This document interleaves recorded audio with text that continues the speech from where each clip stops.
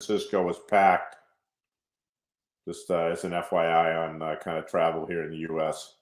Oh yeah. Absolutely packed. The flight out to San Francisco on Thursday night was completely full. Not a single empty seat. A 300 plus seat plane. And yeah, we'll talk a little bit about the Delta, but in Brazil, a lot of people were canceling flights. I mean, because the crew is sick. Yeah, yeah. No, there's been a lot of that disruption too. Yeah. But Jets, as you've probably seen, Jets has been quite strong. Yeah.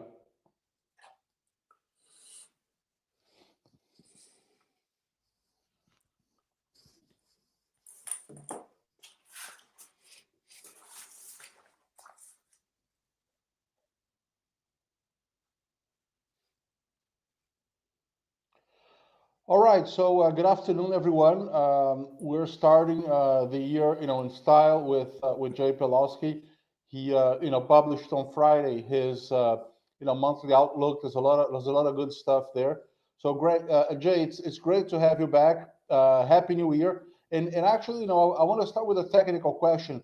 Until when can you say Happy New Year? I mean, end of Sure. January normally. Yeah, I think we've got at least maybe another week or so, Roberto. But certainly, yes. Happy New Year to you and to all the Ohm Research Live folks. It's great to be back and excited for 2022. Yeah, likewise. And so before we go through the model, maybe we should take a look, back at 2021. I think I want to congratulate on performance and especially when you said that we're starting to see a golden age of asset allocation. So can you add a little bit to that? Sure, and I think it was that was the title of the 2021 Outlook piece that I wrote November of 2020. It was titled A Golden Age for Asset Allocation," and last year certainly was a great year for asset allocation. It's kind of interesting that many global macro funds did so poorly. I think the average return for the global macro hedge fund space was up only a couple of percent, even though you had stocks up almost 20% by ACWI. So Mhm. global equities up about 20%. You had the worst year for bonds, one of the worst years for bonds in the last 50 years. And you had an outstanding year for commodities. So it was, in fact, a golden age for asset allocation. You also had, non-US outperform emerging markets, as we suggested would be the Yeah. case. You had energy outperform tech.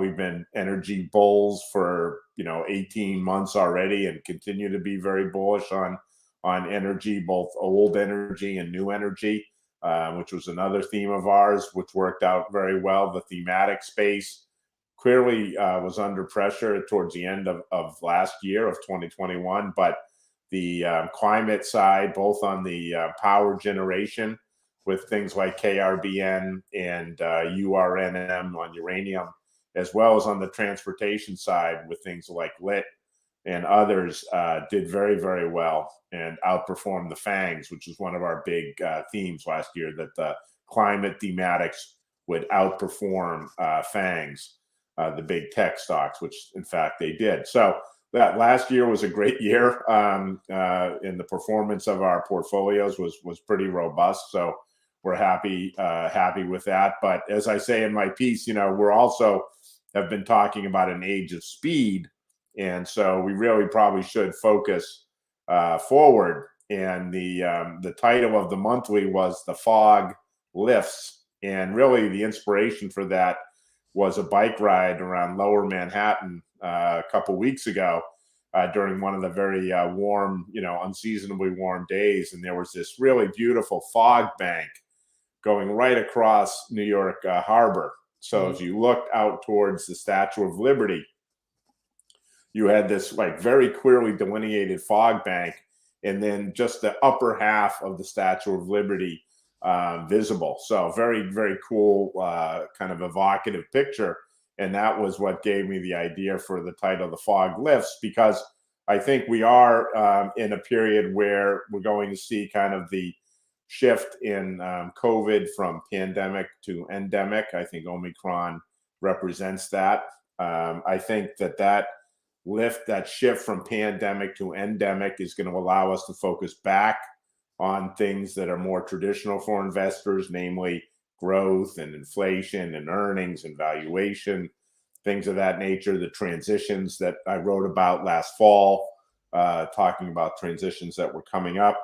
And so when we look at 2022, we see a synchronized global expansion taking place that will consist of higher than expected nominal growth and sustained negative real yields. And so those two things together, higher nominal GDP, particularly in the developed economies, and sustained negative real yields, not nominal yields, real yields, are going to both underpin risk assets and provide a pretty robust framework to support earnings. And so we look at, we think Omicron is fully discounted at this point. It's not really a market driver. We think perhaps more importantly, or more interestingly, or even more controversially, we think we're at peak Fed hawkishness. The market is now pricing in 80% or better chance of a rate hike in March. Yeah. Given that the Fed is not going to finish tapering until March, you can't get more bearish. Excuse me. You can't get more bearish than that, or more hawkish than a rate hike in March. And the market is now starting to discount 4 rate hikes next year, having fully discounted 3.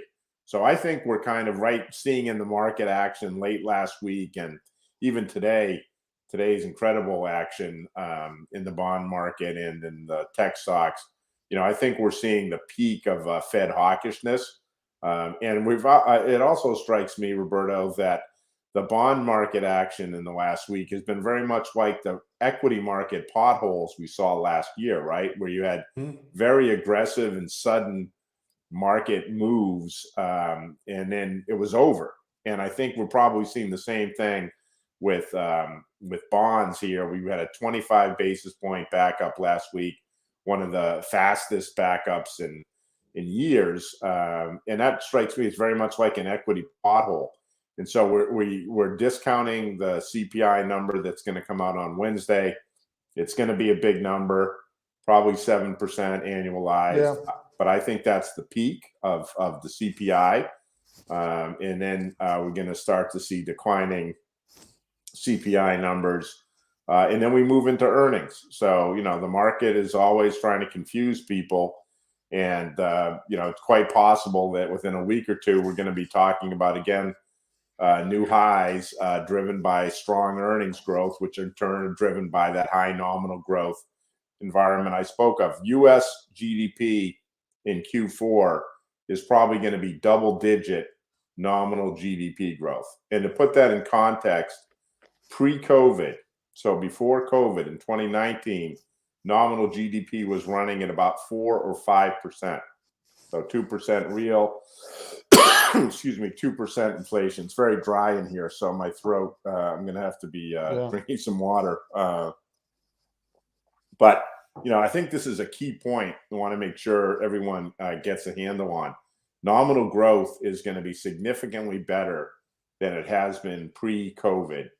And that is going to be very supportive of earnings. And so earnings are not going to, of course, be anywhere near as strong as they were in 2021. But they're going to be, I think the chance for upside earning surprises is pretty high. So to wrap up kind of the overview of the monthly before we get into our different segments like climate and economics, the other thing we're paying attention to, and have talked about it, but continue to really have on our radar screen, is the potential effects of multiple disruptive technologies affecting the economy at the same time. And remember, our analog for this is the second half of the 1990s, from 95 to 99, when it was the last time we had a U.S. CapEx boom that led to a productivity surge, which allowed for higher than normal wage gains without inflation.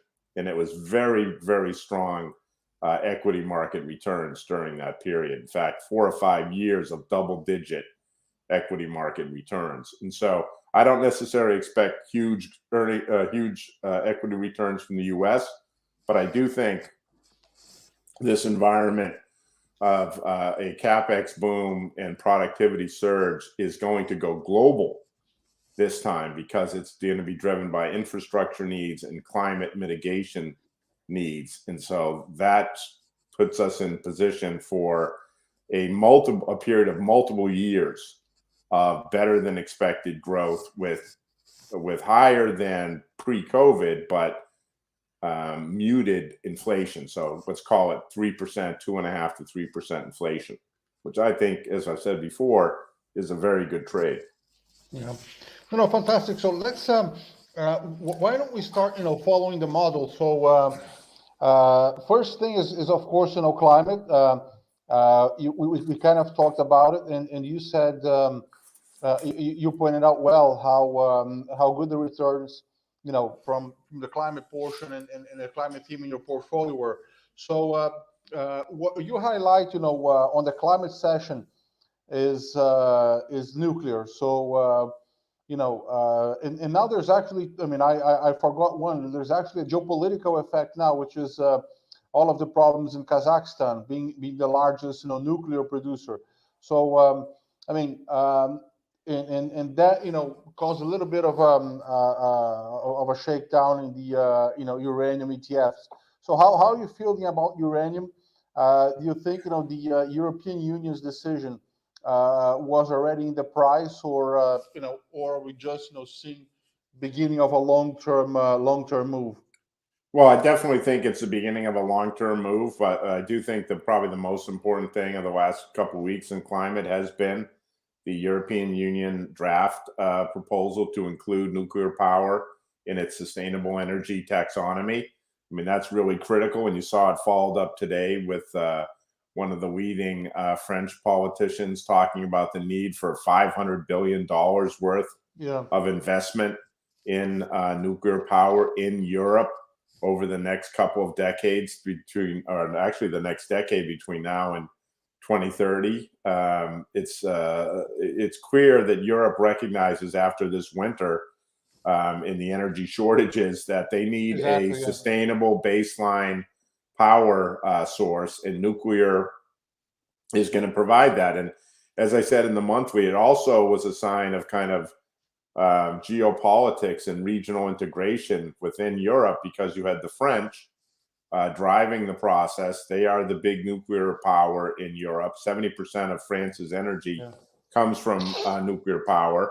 So they have a very clear desire to push nuclear.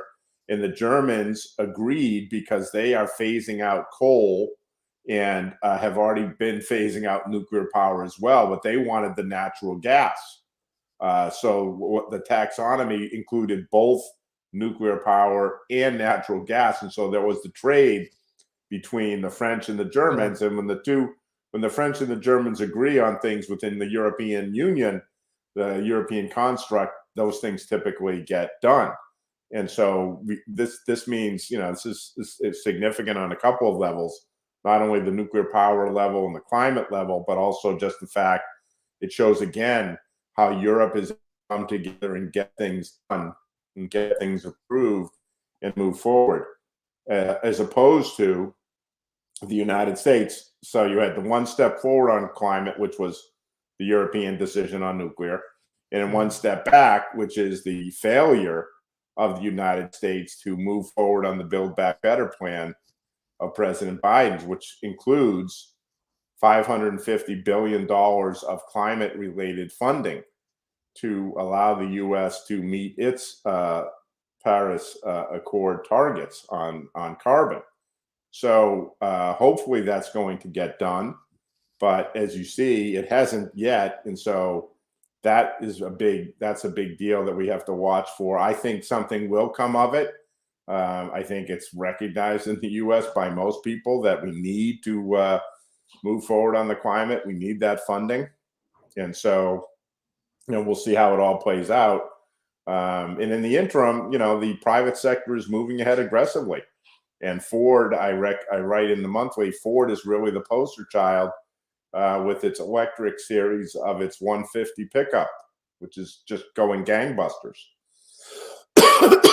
Sorry, God excuse bless me. you. No, So, no, no, go this ahead. is interesting because talking about Biden's plan. I mean, is there a way it can be rescued? And there was an article on Bloomberg saying that actually, Republican Senator uh, um, uh, Mitch Mitt Romney could be, could actually be a possible vote depending on what they work.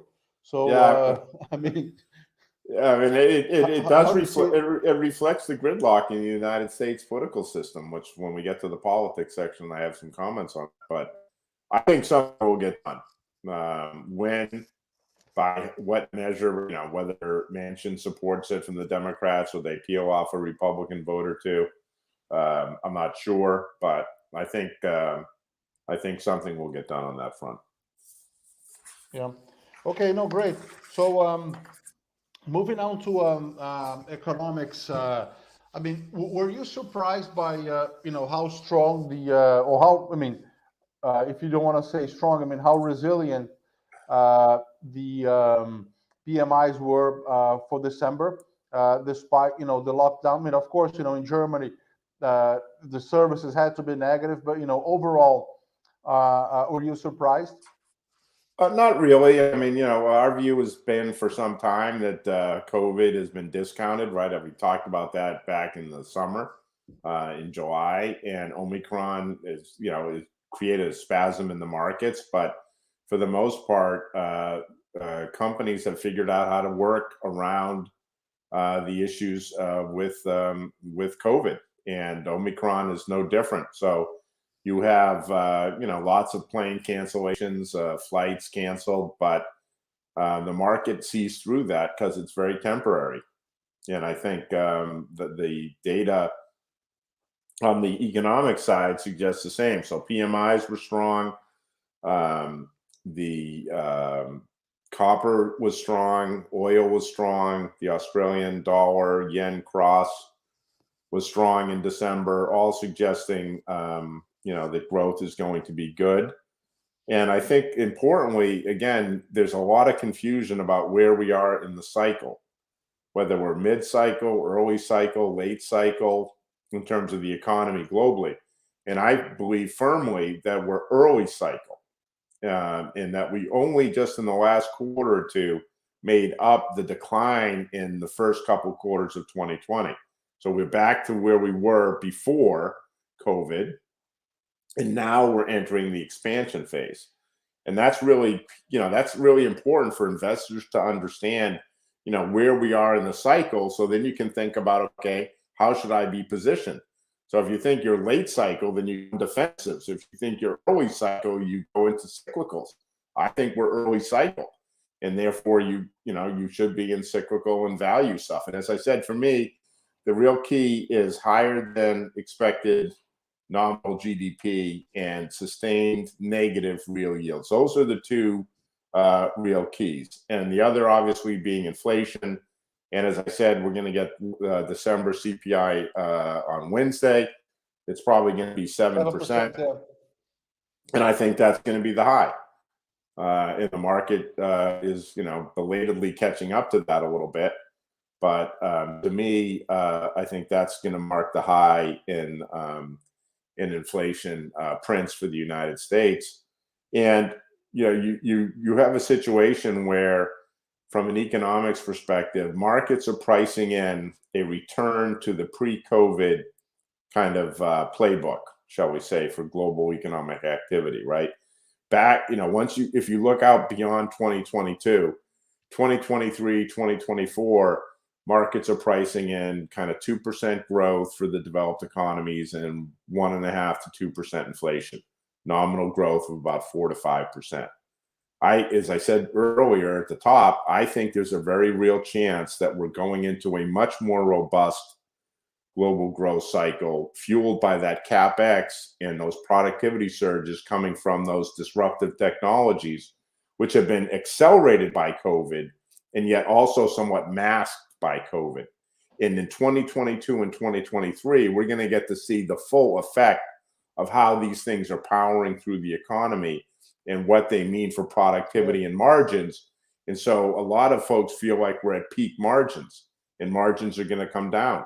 I think there's every chance that margins will remain high because we're infusing the corporate structure with more and more technology. And that's going to have a big impact on things like productivity, things like margins, things like earnings.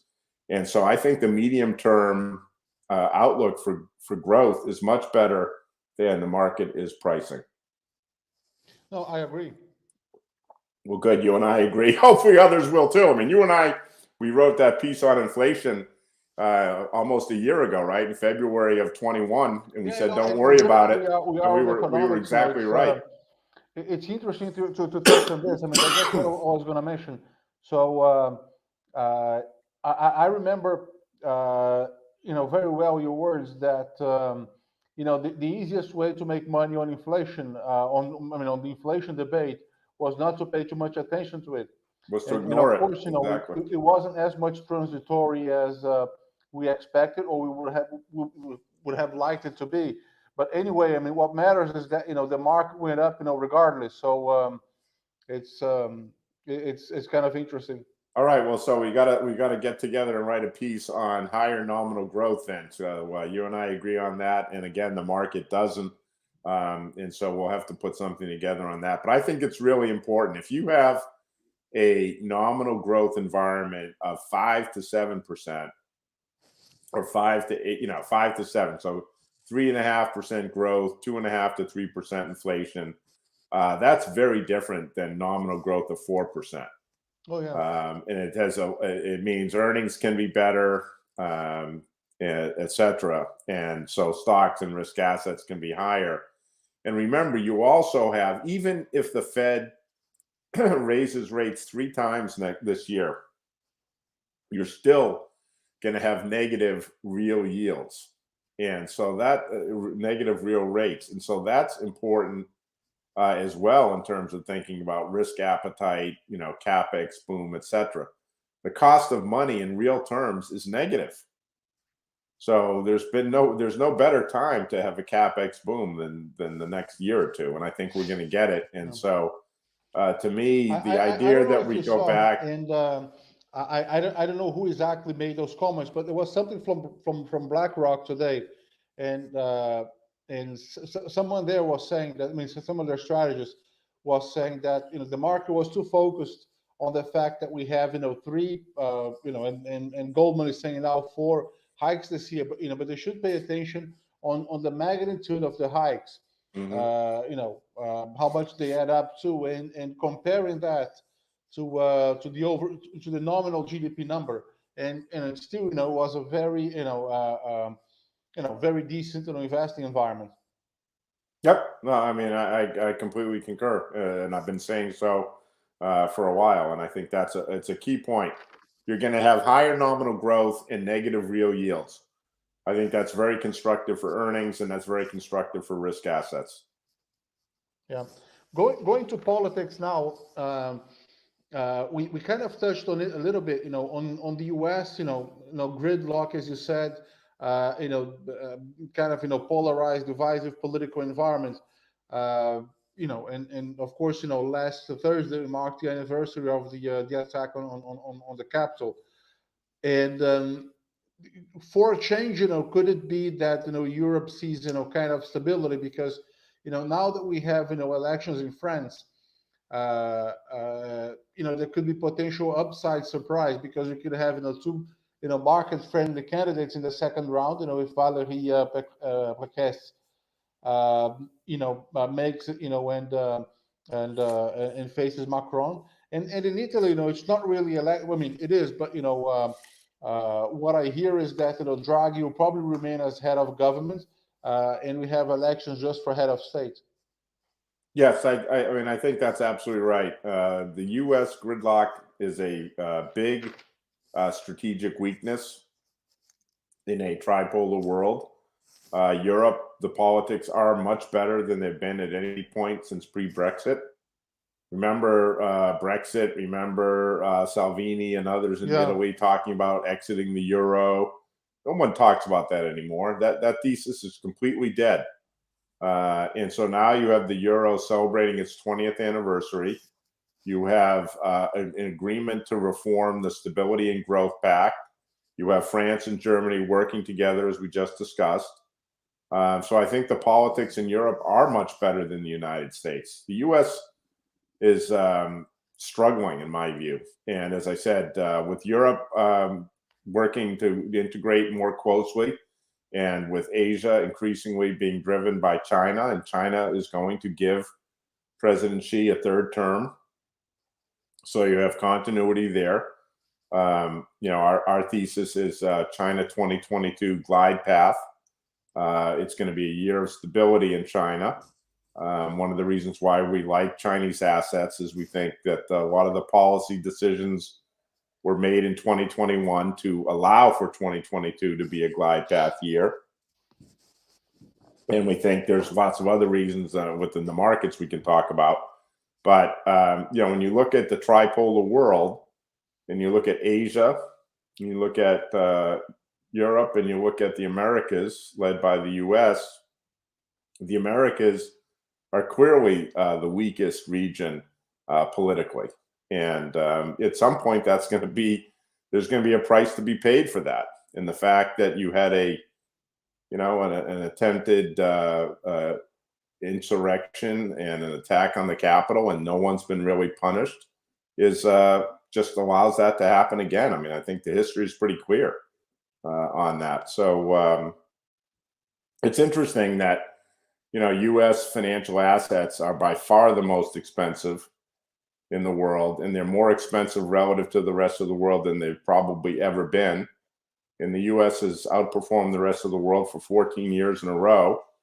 And yet, arguably, the political environment in the U.S. is the least attractive. And so it'll be interesting to see at some point if that political risk calculation leads to changes in people's investment appetite, particularly around treasuries and around the dollar. And I think that's an important point. Yeah. Well, we can talk about the dollar and the Fed in the policy section, but I think that's a big issue for the United States. No, it's a great point, because I mean, to some extent, and because I was in kind of a discussion about this, regarding emerging markets. You have to separate the tech giants. I mean, the emergence of the big platform companies, which is what caused the U.S. to outperform. In the same way, it's what caused the huge U.S. outperformance. But in the same way, when you look at what happened in the emerging markets, when Brazil, which used to be 15% of the index, and it's now 5%, it's mostly because in emerging markets today is basically China tech or Asia tech. So it's the emergence of these now $1 trillion companies, which happened only in the U.S. and China. Which drove the U.S. performance vis-a-vis the rest of the world, and within emerging markets, China vis-a-vis Brazil, Mexico, the old traditional emerging markets. So I would like to hear your views on whether we should separate this, and then there's the normal U.S. comparing to the rest of the world, correct?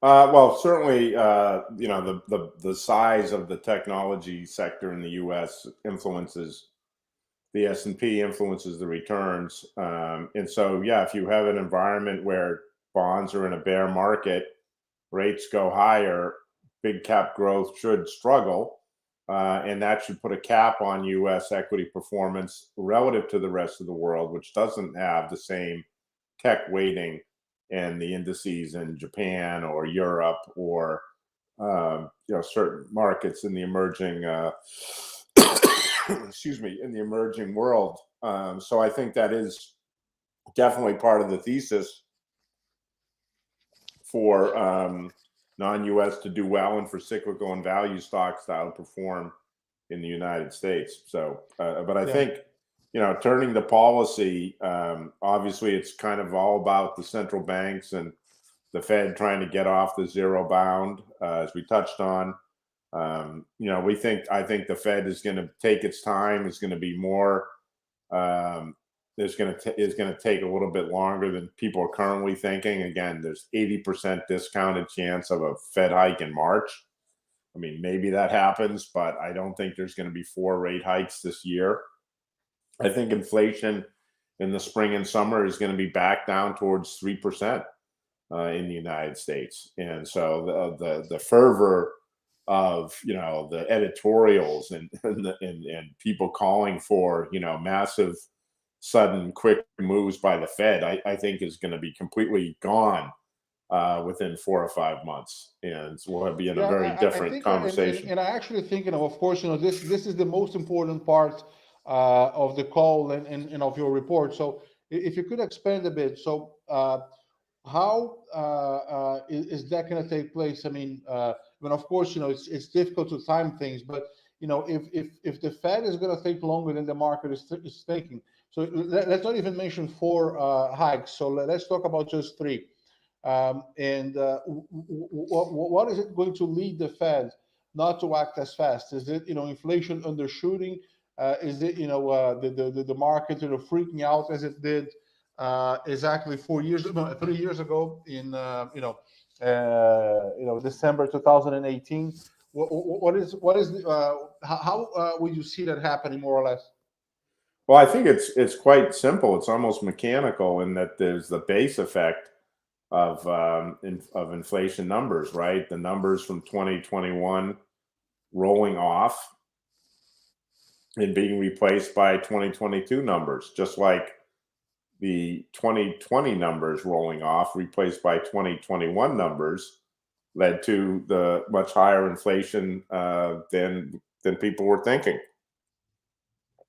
And those much higher inflation numbers from 2021 came about because of supply issues and Omicron and other factors, which I think are not going to be in place in the coming months. I think Omicron, as I said, is going to is the shift from pandemic to endemic. Everyone's going to either be vaccinated or have gotten it, Yeah. basically, by or both. In the next couple of months, for the most part, supply Yeah, chain it's issues from are what I hear. No, it's the virus that has spread the fastest, ever. So I mean, well, it's that's why people are taking such a sanguine view. well, I mean, we're a much more globalized world than we ever have been. I mean, just Yeah, 1918, it took 3 weeks to cross the Atlantic. Now you do it in 6 hours. So, yeah, like a very different world. But I think, for me, it's the base effect, and that's why, if you look, virtually every major Wall Street bank economist has inflation peaking in December and sharply declining in March and April. That's the consensus. Just look at Bloomberg and look at Bloomberg consensus. You see it. That's because it's mechanical. You're going to have the big numbers become dropping out and being replaced by smaller numbers. So that's it's not really that hard to. Now you could argue that, well, big numbers drop out to be replaced by, again, big numbers. That's one place where people could make a case that's going to be different than what I'm looking for and what consensus is looking for. I don't think that, my view is that supply chain concerns are easing. We see that in the PMIs. Delivery times are coming down, prices paid are coming yeah. That's what down, I was going to ask. and I and they'll and I they'll con- was and they'll continue to come down as the supply chain worries ebb and Omicron passes and factories are working, and flights don't get canceled as much. And as I said, you're getting to a year of clarity. I mean, that's my thesis. So if that thesis plays out, big inflation readings from the first part of 2021 will be replaced by smaller readings from the first part of 2022, and the year-over-year number will go from 7 to 3. And when they go from 7 to 3, as I said, all this fervor about having to raise rates, Fed behind the curve, blah, blah, blah, is going to go away, because now it's a 3% inflation rate. And people are going to argue that, 3% growth, 3% inflation is pretty decent. And we'll be in that kind of an environment. And I think that's where we're going to be. And so, I think the 10-year, and we talked about it a couple months ago, I've said since the fall, I think the 10-year will be at 2% before, by mid-year. I mean, 3-4 weeks ago, that seemed crazy. Now it seems crazy because it could happen next week. This market is just, it the market traded is very above 180 today, schizophrenic. right? Or I mean, over the weekend, yeah.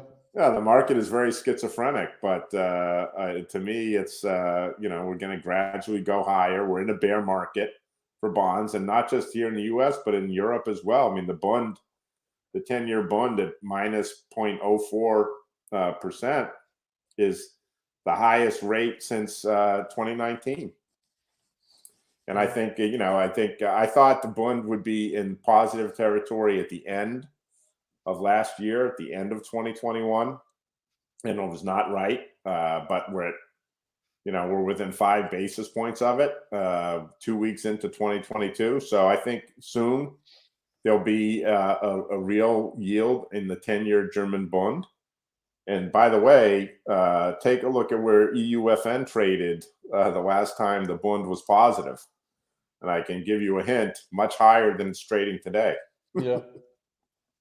No, and how, I mean, today was a crazy day. I mean, how do you interpret, the market action today? It's, I mean, the Nasdaq has recovered, pretty much 2.5%, from the lows. But of course, there was a rally, towards the end. So is it both, people assuming that, okay, it's not going to be the end of the world, and probably, we're going to see inflation peak, when it's released this month, because there was no news or nobody speaking to suggest such a fast reversal in the markets.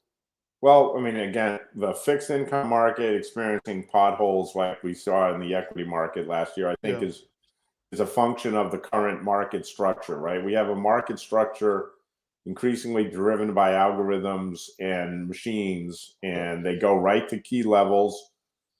Again, today the S&P went right to the 100-day moving average, right to it this morning, and bounced off it, and that's it. And people are basically playing games and trading, and the machines are trading around those levels, and there's no real action beyond that. And with the view that the trend is intact, people will buy the trend, buy that trend line. And that's what happened today. And I think the Nasdaq took its cue from the S&P. And I do think it was over the weekend. It's a Monday. Everybody got really freaked out. Bitcoin crashed over the weekend. Everyone's worried about inflation. You have Bill Dudley writing, that the Fed has to act fast, and he's got a lot of respect in the market in the U.S. as a former governor. So they got all those things happening, and people press the sell button, and then it goes down, and people get freaked out, and they sell and sell. And I mean, to me, it really suggests that unless you're either have a super duper algorithm or are like the fastest hands in the West, you probably shouldn't try to trade this market. I think it's much smarter to have a point of view and try to drive to that point of view, as long as that the things that underpin your point of view are sustained. And that's clearly, as you know, and we've had we had multiple opportunities over the last year. That's very much how I view investing in today's marketplace. That to trade it is an absolute, you're asking to get killed. And so that's not what I think I can do. And so we're very focused on having a framework, having a replicable process that we use and we do every month, and having a point of view on how we see the economy unfolding, and then investing accordingly. And so to me, again, high nominal growth, negative real yields, constructive environment for risk assets and earnings, and try not to get too caught up in the day-to-day trading, where, if the Nasdaq had a 2.5% spread in one day, there are plenty of stocks and ETFs that had 4, 5, 6, 8% swings in a day. And then you can't, you can't survive as a professional investor, as a money manager, trading Yeah. 6 and 8% swings a day for sure. I mean, you know that, I know that. That's just not, that's not the way to make a living. So so monetary policy, I think the Fed is going to be slower. Inflation is going to be much lower in the U.S. By the spring and by the summer. The Fed will taper, end tapering in March. They may hike shortly thereafter. I think 2 hikes, maybe 3 at the most in the U.S. this year. And then on the fiscal policy side, look, fiscal policy is full bore in Europe. Japan is implementing a large fiscal package. China has potential to implement fiscal spending if they want. China also, by the way, on the monetary side, the PBOC has every capacity to provide liquidity to the system. And they may well do that if they feel the need to. So everyone's focused on the Fed. Nobody talks about the PBOC, the other major central bank, has every ability to provide monetary easing. And they've already started to very gently, and they can do more, and they probably will do more. So that's a key thing to consider. Every time you hear about the Fed tightening and ebbing liquidity and blah, blah, blah, keep in mind that you have the other big gorilla in the monetary space, the PBOC, capable of easing at the same time. And so fiscal policy, full bore in Europe, full bore in Japan, available in China, and not really happening. So we'll see what happens with that. So there again, if you look at even the policy setup, very constructive in Europe, very constructive in Japan. And those are 2 markets that we like a lot, and full potential to use both policy levers in China to sustain that glide path thesis, which is why we like China as well. Yeah, I would like you to expand a little bit more on China. Well, maybe we can do that in the market section. Or we are in the market section. Well, and we're actually ready to go on to the market section because it has to do with the policy. Exactly. And you know my process better than me, Roberto. I love you. Thank you. No, but on China, I mean, you talked about the glide path. Do you think things have stabilized there already? Especially on the real estate. So we all talked about Evergrande and that not being the Lehman moment as people have suggested, but. I mean, what are the signs that you're seeing from China, but also what are the risks? Because, could COVID, given there's zero tolerance policy, could COVID come and spoil the party? Yeah, I mean, I think that is definitely the big risk, the zero COVID policy in China. And how does it work with Omicron, which, as we've seen, is just super transmissible. I'm not really sure how it's going to work, to be honest. But I think they have a lot of experience in shutting things down and enforcing shutdowns in ways that are really not palatable in many other countries in the West. So I think they'll be able to do that. And then I think, as you say, even if they have challenges with lockdowns, they have the offset to provide liquidity, to provide support for financial assets. Right now, let's separate the social issue and the economic issue from the market issue a little bit, right? Because everyone talks about, well, I don't know if Fed easing can really offset Omicron, right? Because how does easier monetary policy solve pilots not being able to go to work and planes not being able to fly? Fair enough. But look at jets, right? Yeah. All the headlines about how horrible, like thousands of, and every day it's like more thousands of flights canceled. But look at jets. It's up about 15% in the last 2 weeks. It's already bottomed. The market is looking through this as a temporary thing. That's why you have to understand the economy, but you have to also understand as an investor that the economy and the market are not the same things. Of course, yeah. They're 2 different things. And so much is the same with China. I think China, they've gotten their political edicts out of the way for the most part. I don't think we're going to see anything like the fireworks we saw in August in relation to the political edicts. Evergrande was in September. It's already been fully discounted. Anybody who wanted to sell China assets because of real estate fears have already done so. Then you had the energy shortages and the supply chain concerns. Again, already kind of fully in the price. Now you've had over the last, towards the end of last year, tax loss selling and other issues driving down some of the big tech names in China. But the end result is China has not been this cheap versus the US in 15 years. It's at its lowest point versus ACWI, and I have these charts in the monthly, by the way, which is up on the OHM system. If you can pull it down and look at some of these charts. I think we had 16 charts and tables in this monthly. We had a lot. There were a lot of great charts. Versus ACWI, China's at a 15-year low. On a relative valuation basis, China Tech is selling at roughly half price versus the US FANGs. The currency is rock solid. Interest rates have room to ease.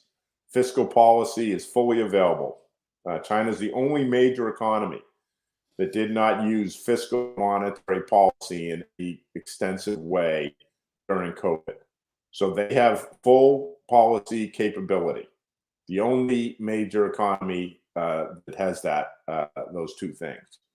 So when I add all those things up, a deeply oversold market, a cheap market, a market with a stable and strong currency, and a market with both fiscal and monetary policy available to it, that is lagged. It had its worst year relative to the rest of the world in many years in 2021. That to me is an area of opportunity. And so over the last month or two, we have gone overweight China equity, China fixed income, both government and high yield.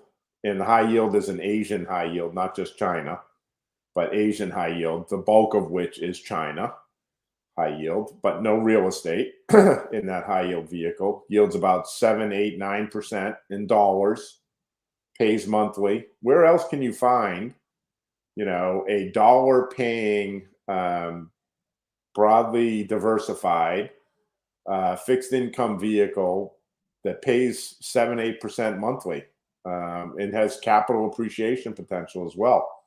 I think that's a seriously compelling investment. I think it's as compelling as the pipelines, which I talked about last year in the US, which were, again, at that point, same thing, yielding 8% or so, but paid quarterly, 8% dividend yield. And nobody wanted them in the US. But if you look at the performance of the pipelines, the midstream pipeline sector in the US last year was one of the best performing sectors in the market. It was up 30+%.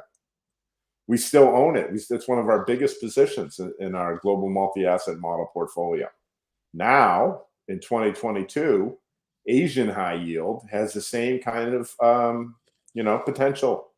Same yield, pays monthly in dollars, and has already been hammered because of all the concerns about real estate in China. And Asia is just beginning to come out of its lockdown and have its expansion, right? We had our Asian reopening, which is what we talked about last October and November. That's when we started building and initiating a position in this. And now we're in expansion. And, I think it's going to be very compelling. So we're overweight China across the asset space in a pretty meaningful way. It's our by far our biggest emerging market position. No, we agree, and that's what we've been telling clients as well. The only point which you touched briefly, but is tech that I'd like to expand a bit more. Have they gotten what they wanted with respect to tech intervention? Because some. I was talking to a client today about Alibaba, and the stock seems like toxic, so people don't want to touch it. Huh. So, I mean, are you seeing through that? Can we actually have we actually turned a corner on Chinese tech, meaning that the government has already got what they wanted? Well, I don't have a pipeline into the Politburo in China, but I do think that the assets are bottoming. I watched K-Web is one of the positions we own in the model portfolio, and so I'm watching it very carefully, and I like the action. I mean, if you look today with the Nasdaq down 2.5%, K-Web was basically flat. That the selling has been exhausted, I think, in those names. Yeah. So I like to let the market tell me rather than me tell the market. Yeah. And watching very carefully over the last couple weeks, every day. One of the things that differentiates our model portfolio delivery service, and I know you know this, Roberto, but it's worth repeating for the audience, is that I own personally pretty much every position that's in the global multi-asset model portfolio. My own portfolio underpins the model, the GMA model that we provide to clients. And so I know exactly what's happening with all those positions. And I can tell you exactly that K-Web today traded essentially flat with the NASDAQ down 2% and ended up, I believe, up. And so over the last couple of days, right around these levels, I think there's buying interest in K-Web. And the fact that most people do think it's toxic, but they still are going to grow. Their valuation is half that of the United States. They've already had a bulk of the edicts. Maybe there's more to come. Now it looks like divestiture, right? They want them to divest of certain things so they're not a monolith, right, within the tech sector. That seems to be the latest issue with Tencent and others. But in essence, I think the risk reward is very compelling. I mean, that's the point. Every investment has risk, right? It's what is the risk reward? Right? Is K-Web going to be below 30 a year from now or above 40? I think above 40 is a pretty easy call, and we can mark that down and we can look at it, a year from now, see if that was correct. Mm-hmm. No, I agree. And we have kind of 7 minutes to go. So Yeah, can we go through other than China, the rest of the asset allocation and your recommendations? It didn't change much, from the last call, last year. But also, given that you mentioned there were 12 or 13 charts in the monthly. yeah. There's one I liked pretty much, which was a chart on the risks and how it's how do you approach the main risks from now on. I mean, of Well, I course, mean, always in the top of the list would always be a policy mistake, but yeah, I mean, the policy mistake is the main one, and that's every survey says the same thing, and you can see that with the action in the markets the last couple of days, the last week or so. As I said, I think we're at peak Fed hawkishness right now. So that's how I address that. The second big risk is obviously another major COVID variant that would be more virulent than Omicron. But I think here too, we're moving ahead. The speed of science. Remember our age of speed. Speed of science means they're now increasingly antiviral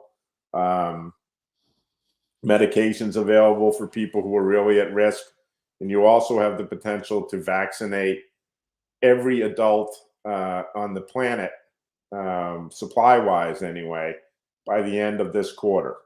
There'll be enough vaccines to vaccinate every adult on the planet by the end of this quarter. yeah.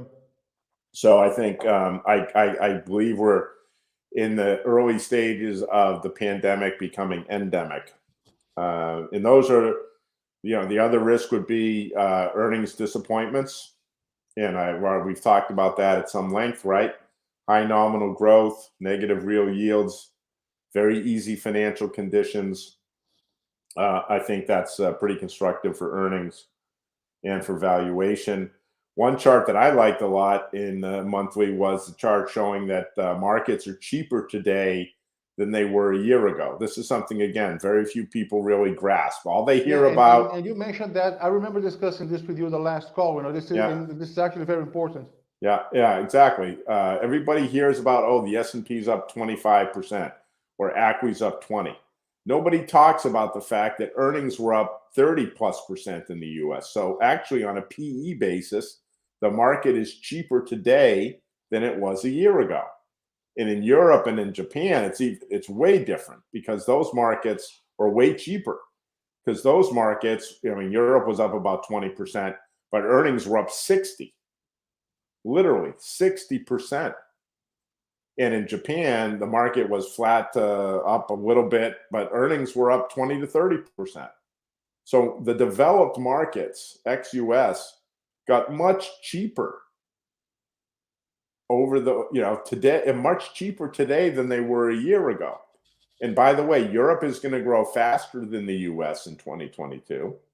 Yeah. And Japan is going to have its best growth year in a decade. It's going to grow 3% this year.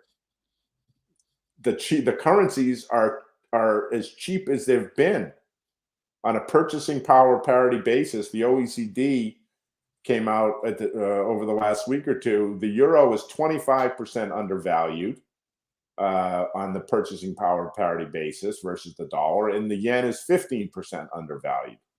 So you have cheap currencies, cheap markets, earnings growth. I mean, I think that's something that, again, people just, you hear the expensive markets and you hear up 25%. You don't hear anything about the earnings side.